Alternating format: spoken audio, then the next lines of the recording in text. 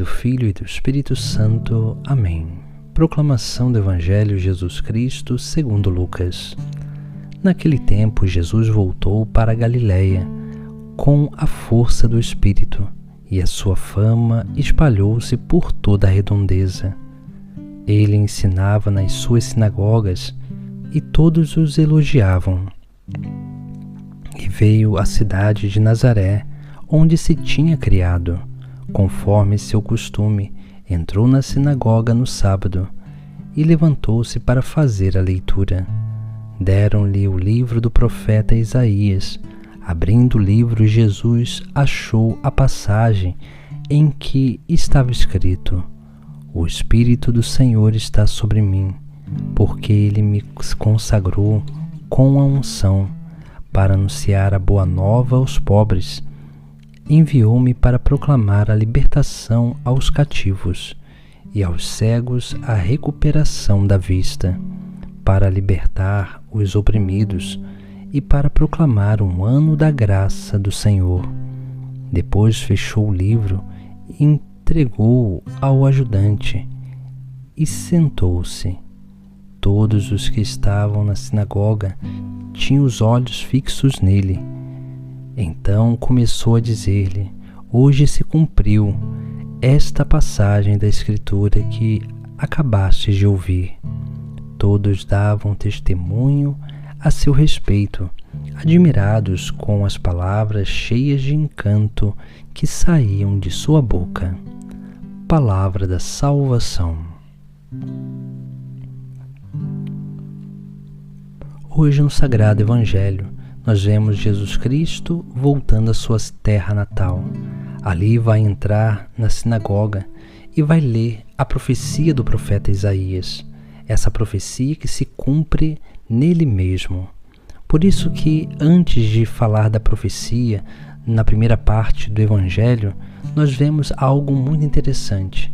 O evangelista relata que Jesus, ele ensinava nas sinagogas e todos o elogiavam. Esse elogio ele não vem pela vaidade, mas vem pelo reconhecimento daquilo que é a obra de Deus acontecendo através do seu Filho. Por isso que nós vemos essa realidade primeira no Sagrado Evangelho, porque quando nós vivemos na presença de Deus, essa presença de Deus, ela vai se expandindo, ela vai fazendo crescer, e o nosso testemunho, ele se torna um sinal para as pessoas. E assim, essa palavra que é anunciada através da nossa boca, através da nossa vida, ela toma uma verdadeira autoridade, porque não é uma autoridade nossa, mas uma autoridade do próprio Deus. Por isso que nós vemos depois que o evangelista traz essas pequenas necessidades para a nossa vida, que é a vivência da palavra, que é sim, permitir com que a obra de Deus aconteça diante da nossa vida. Nós temos ali Jesus entrando na sinagoga. Vão dar para ele a leitura do profeta Isaías e ele vai ler aquilo que são os sinais messiânicos. E o texto diz: O Espírito do Senhor está sobre mim. Isso significa que é o Espírito que nos conduz, que nos guia. É Ele que vai nos direcionando no verdadeiro caminho, porque Ele está sobre nós. Ele está para nos guiar, para nos reger, para nos conduzir aquilo que é próprio da nossa natureza e aquilo que é a vontade de Deus. Depois vai dizer: porque Ele me consagrou com a unção. Ou seja, essa consagração, ela é justamente obra do Espírito Santo, porque no batismo nós somos mergulhados na obra do Espírito. Nós somos mergulhados nesses mistérios divinos do próprio Deus. Por isso que nós precisamos ter esse grande cuidado para que a gente possa permitir com que a obra de Deus aconteça através de nós, porque o Espírito já está sobre nós, mas nós precisamos dar valor a essa consagração que todos nós recebemos pelo batismo. Depois, o texto sagrado vai dizer: para anunciar a boa nova aos pobres, enviou-me para proclamar a libertação dos cativos. Veja que aqui nós temos algo também muito interessante. Pregar a boa nova aos pobres significa o quê? Os pobres aqui é o símbolo daqueles que não têm nada para a sua vida, ou seja, são apegados em todas essas coisas.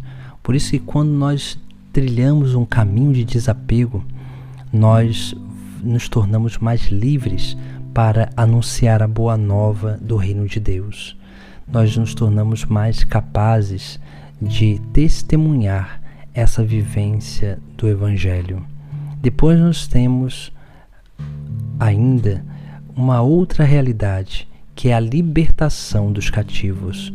Aqui nós vemos essa libertação que tem a ver com as desordens interiores que todos nós temos.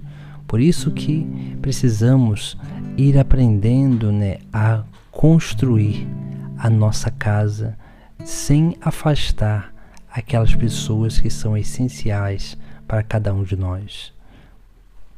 Por isso que também o texto sagrado do profeta Isaías vai falar sobre recuperação da vista aos cegos, porque o cego aqui não é só aquele que tem uma debilidade no seu aparelho visual, mas o cego é aquele que não consegue contemplar a verdade, que não consegue contemplar o próprio Cristo.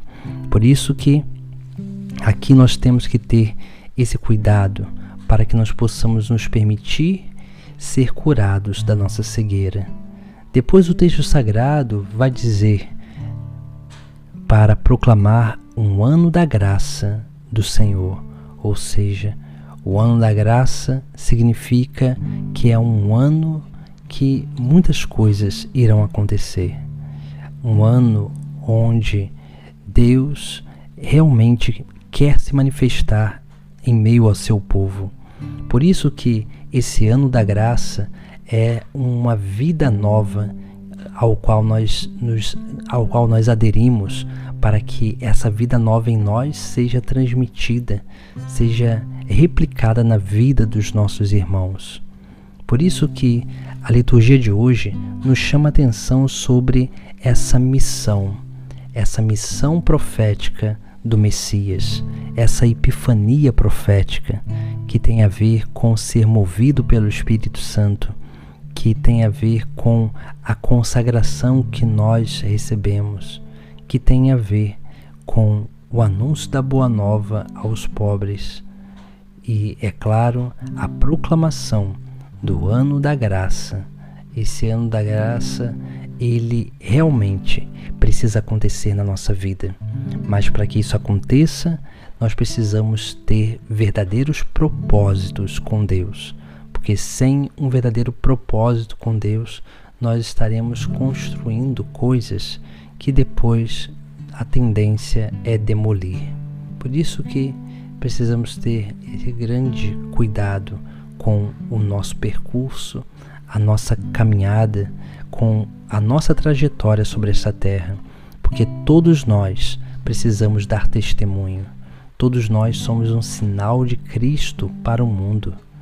E somente assim nós conseguiremos corresponder ao chamado de Deus para a nossa vida e viver numa extensão de vida, a vida profética de Jesus Cristo em plenitude. Essa vida profética que todos nós somos chamados também a viver. Em nome do Pai, do Filho e do Espírito Santo. Amém.